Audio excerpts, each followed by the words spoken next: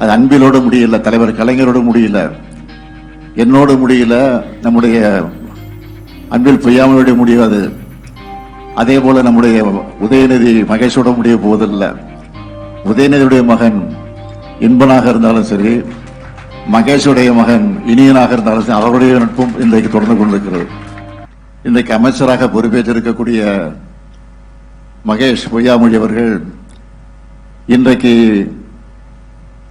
எங்களுடைய குடும்பத்தில், குறிப்பாக உதயநிதி இடத்தில் எந்த அளவுக்கு நட்போடு பழகி அவர் இன்றைக்கு வளர்ந்து சட்டமன்ற உறுப்பினராக பொறுப்பேற்று அமைச்சராகவும் பொறுப்பேற்று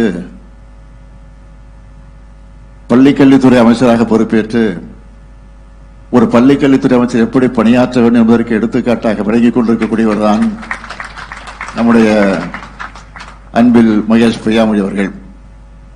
சட்டமன்றத்தில் உரையாற்றினாலும் சரி, பல்வேறு நிகழ்ச்சிகளில் கலந்து கொண்டு உரையாற்றினாலும் சரி, எந்த புள்ளி பொருளையும் கையிலே வைத்துக் கொள்ளாமல் எதையும் படபடவென்று கம்ப்யூட்டரை போல பேசக்கூடிய ஆற்றலை பெற்றவர் நம்முடைய அன்பில் மகேஷ் பொய்யாமொழி அவர்கள். அவரை பார்த்து எல்லோரும் பாராட்டுகிற போது அவருடைய தந்தை என்னுடைய அருமை நண்பர் பொய்யாமொழி எந்த அளவுக்கு சந்தோஷப்படுவாரோ அதை விட அதிகமாக நான் சந்தோஷப்பட்டிருக்கிறேன், இப்பொழுது சந்தோஷப்பட்டுக் கொண்டிருக்கிறேன்.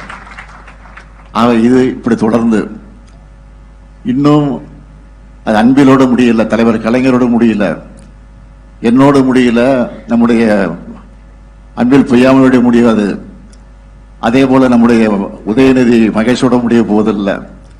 உதயநிதியுடைய மகன் இன்பனாக இருந்தாலும் சரி, மகேஷுடைய மகன் இனியனாக இருந்தாலும் சரி, அவருடைய நட்பும் இன்றைக்கு தொடர்ந்து கொண்டிருக்கிறது.